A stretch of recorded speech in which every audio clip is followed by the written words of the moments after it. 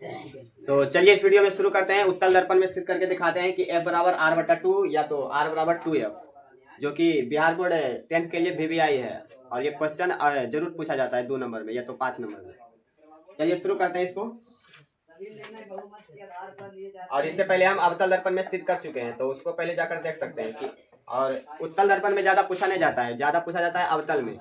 या तो कोई दर्पण ना बोले तो सिर्फ अवतल में सिद्ध कर देंगे, और दर्पण पूछा जाए कि उत्तल या तो अवतल, तो बोलेंगे कि उत्तल या तो अवतल में सिद्ध करेंगे। तो चलिए आज शुरू करते हैं, उत्तल में सिद्ध करके दिखाते हैं। पहले बनाएंगे उत्तल दर्पण। यहाँ से एक बनाएंगे, कौन सा दर्पण? उत्तल। अच्छा, उत्तल दर्पण का परावर्तक सतह क्या होता है? उठा हुआ कि धंसा हुआ? उठा हुआ। अवतल में क्या होता है? धंसा हुआ। तो इसको इस तरह से बनाएंगे, है ना। ये हमारा कौन सा दर्पण? उत्तल दर्पण। कौन सा दर्पण? उत्तल दर्पण। अब यहाँ से बनाएंगे क्या? मुख्य अक्ष, है ना, प्रधान अक्ष जिसको बोला जाता है। तो इसको इस तरह से हो जाएगा, है ना, और ये हो जाएगा टूटी रेखा से, है ना, इसके आगे। इधर आगे बढ़ा सकते हैं। अब इसको ध्यान से देखते हैं। तो पहला किरण ले जाएंगे कौन, किसके समांतर? मुख्य अक्ष के समांतर। मुख्य अक्ष के समांतर यदि किरण जाएगा तो ये किससे लौटेगी? वापस लौट जाएगी, है ना। कहाँ लौटेगी? वापस, इस तरह से। क्लियर? और ये लगेगा कि कहाँ से आ रहा है? ये लगेगा कि आ रहा है कहाँ से? फोकस से। तो इसको बोल देंगे F, है ना। प्रतीत होगा कि आ रहा है कहाँ से किरण? फोकस से। इसको बोल देंगे आपतित किरण, और इसको बोलेंगे क्या? परावर्तित किरण। तो यहाँ से लिख लेंगे, ये हो गया आपतित किरण, आपतित किरण, और ये हो जाएगा कौन सा? परावर्तित किरण। और ये परावर्तित किरण लगेगा कहाँ से आ रहा है? फोकस से। क्लियर यहाँ तक? अब यहाँ से क्या करेंगे बताइए? अभिलंब डालेंगे। क्या डालेंगे? अभिलंब। तो आपतित किरण और परावर्तित किरण के बीच में होता है अभिलंब, है ना। तो यहाँ से अभिलंब डालेंगे। तो ये अभिलंब लगेगा कहाँ से आ रहा है? वक्रता केंद्र से लगेगा, है ना। प्रतीत होगा कि आ रहा है कहाँ से? वक्रता केंद्र से। यहाँ पर मान लेते हैं क्या है? वक्रता केंद्र। कितना समझ में आया? तो बताइए, ये हो गया आपतित किरण, और ये इसको मान लेंगे N, इसको मान लेंगे क्या? N, और इसको बोलेंगे A, और इसको बोलेंगे B, और इसको बोलेंगे क्या? Q, और यहाँ हो जाएगा क्या? ध्रुव P, है ना। और यहाँ से हो जाएगा ये M, और ये हो जाएगा N। MN एक उत्तल दर्पण है। क्लियर? अब यहाँ से बताइए क्या होगा? यह है आपतित किरण और यह है अभिलंब, दोनों के बीच के कोण का कौन सा बोलते हैं? आपतन कोण। तो आपतन कोण को कौन से सूचित करते हैं? कोण I से, और इसको कोण R से। तो ये कोण बराबर ये कोण हो जाएगा कि नहीं? अब यहाँ से ध्यान से देखते हैं। बताइए, ये दूरी को क्या बोलेंगे? फोकस दूरी, यानी कि F, है ना। और यहाँ से दूरी को क्या बोलेंगे? वक्रता त्रिज्या, है ना, R। क्लियर यहाँ तक? अब यहाँ से मान लेंगे, क्या करेंगे? मानेंगे। क्या मानेंगे बताइए? माना कि MN एक कौन सा दर्पण है? उत्तल दर्पण है। उत्तल दर्पण है। यदि क्वेश्चन में पूछा जाए कि उत्तल में सिद्ध करना है, तब ये सिद्ध करेंगे, है ना।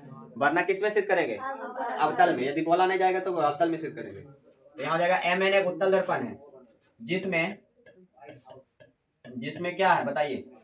जिसमें AB, है ना, जिसमें AB आपतित किरण मुख्य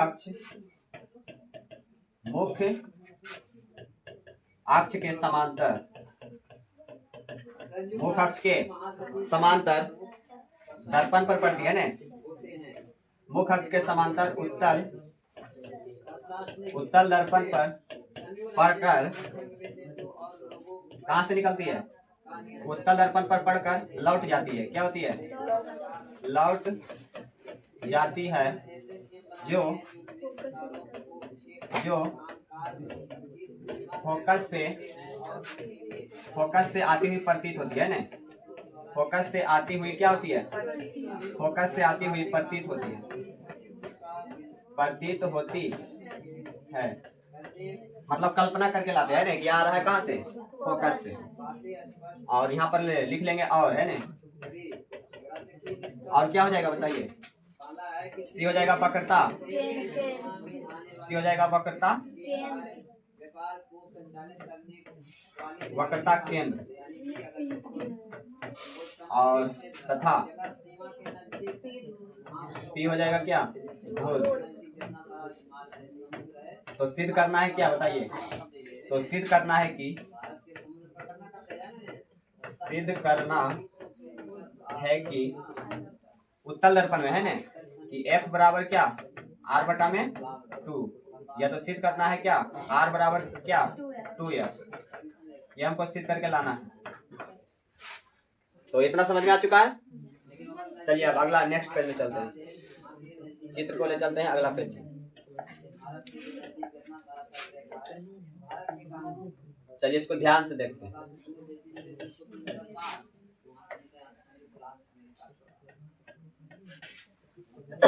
तो यहाँ से लिखेंगे फरमान, क्या लिखेंगे, फरमान।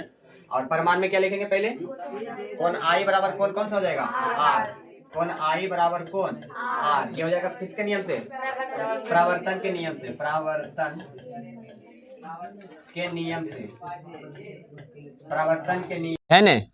और इसको हम क्या लिख सकते हैं बताइए, कौन आई को लिख सकते हैं क्या, कौन ए बी एन, है ने, कौन ए बी एन, और बराबर हो जाएगा आर को क्या लिख सकते हैं, एन बी क्यू, है ने, कौन एन बी क्यू। और इसको मानेंगे समीकरण कितना, 1 मानेंगे। क्लियर। अब इसके आगे क्या करेंगे बताइए, यहाँ से ध्यान से देखते हैं, यह है क्या आपतित किरण और यह है मुख्य अक्ष, है, तो ये दोनों समांतर है। और यहाँ पर है क्या बताइए, यह अभिलंब, है ने, और अभिलंब है इस तरह से, तो ये तिर्यक रेखा हो जाएगा। और ये कोण बराबर हो जाएगा कौन सा कोण, ये कोण, तो ये है संगत कोण। कौन सा कोण, इसको बोला जाता है संगत कोण, यानी कि ये हो जाएगा कोण आई बराबर कौन कौन सा हो जाएगा, सी, कोण आई बराबर कौन कौन सा होगा, सी। और ये इसको बोलते हैं संगत कोण। कौन सा कोण, संगत कोण से बराबर हो जाएगा। तो यहाँ से बोलेंगे क्या, कौन कौन सा, ए बी और एन, कौन ए बी एन, और बराबर हो जाएगा कौन सा कोण, ये वाला, है ना, एफ सी बी, कौन एफ सी बी। और इसको बोला जाता है कौन सा कोण, संगत कोण, क्लास 9th में पढ़े थे, है ना।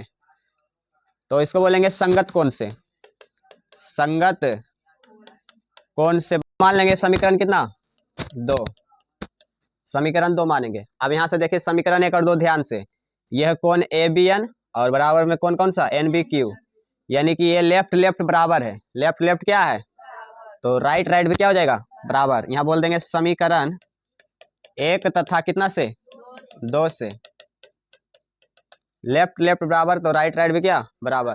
तो यहाँ से हो जाएगा बताइए कौन कौन सा, एन बी क्यू बराबर हो जाएगा कौन कौन सा, एफ सी बी, कौन F F B F C B. तो यहाँ से ध्यान से देखेंगे एन बी क्यू कहाँ है, एन बी क्यू ये वाला कौन है ना, और बराबर है F C B, F C B, यानी कि ये कौन बराबर हो गया कौन सा कौन, ये कौन, है ना। तो इसको मान लेंगे समीकरण कितना, 3 मानेंगे, समीकरण कितना मानेंगे, 3। ये हमको काम देगा आगे, क्या देगा, काम। अब यहां से बोलेंगे क्या, ध्यान से देखते हैं, यह है एक समान आपतित किरण और यह है क्या प्रधान अक्ष, और यह है क्या अभिलंब, है ना। अब यहां से बोलेंगे क्या, इस तरह से है, इस तरह से, तो ये बोलेंगे ये कौन बराबर हो जाएगा ये कौन, यानी कि ये बोल रहे हैं शीर्षाभिमुख कोण। कौन सा कोण, शीर्षाभिमुख कोण या तो सम्मुख कोण बोला जाता है ना। तो ये कौन बराबर होगा कौन कौन, ये कौन शीर्षाभिमुख कोण से, तो यानी कि कौन ये बराबर होगा कौन कौन वाला, ये वाला, यानी कि कौन एन बी क्यू बराबर होगा कौन सा, एफ बी सी, ये वाला कौन बराबर होगा किसके से, शीर्षाभिमुख कोण से, क्लास 9th में ही पढ़े थे, है ना। तो यहाँ से बोल देंगे कौन कौन सा, एन बी क्यू, कौन एन बी क्यू, और बराबर हो जाएगा कौन सा, एफ बी सी, कौन एफ बी सी, और इस शीर्षाभिमुख कौन है ना, या तो बोल देंगे सम्मुख कौन, शीर्षाभिमुख कौन ही लिख देते हैं, शीर्षाभिमुख कोण से, शीर्षाभिमुख कोण से क्या होगा, बराबर। और इसको मान लेंगे समीकरण कितना, 4। अब ध्यान से देखिए समीकरण 3 और क्या 4, ये लेफ्ट लेफ्ट क्या है, बराबर, तो राइट राइट भी क्या हो जाएगा, बराबर। तो समीकरण कितना से, समीकरण 3 तथा कितना से, 4 से, समीकरण 3 तथा 4 से हो जाएगा क्या, कोण एफ सी बराबर कोण एफ बी सी। अब ध्यान से देखिए कौन सा कोण बराबर आया, कोण F C B, F C B यानी कि ये वाला कोण है ना, और बराबर हो गया क्या, F B C, F B C यानी कि ए वाला कोण है ना। तो ये कोण बराबर ये कोण, तो ये आमने सामने का कोण बराबर हो गया, तो भुजा भी क्या होगा, तो इसके सामने वाला ये भुजा और इसके सामने वाला ये भुजा बराबर होगा, तो इसको बोल देंगे समद्विबाहु त्रिभुज हो गया। कौन सा त्रिभुज, तो यहां से लिखेंगे अतः,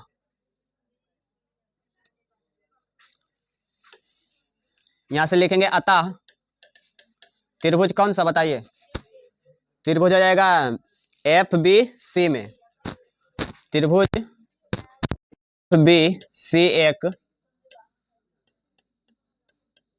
समद्विबाहु त्रिभुज है, समद्विबाहु त्रिभुज है। और समद्विबाहु त्रिभुज होता है तो दो भुजा क्या हो जाता है, बराबर। तो जिस कोण के सामने का भुजा बराबर हो जाएगा, यानी कि कौन सा भुजा, एफ बी बराबर होगा क्या, एफ सी, एफ बी बराबर होगा क्या, एफ सी। तो यहां से बोल देंगे एफ बी बराबर कौन सा, एफ सी, इसीलिए है ना। और इसको मान लेंगे समीकरण कितना, 5 मानेंगे। क्लियर यहां तक, चलिए अगला पेज में चलते हैं।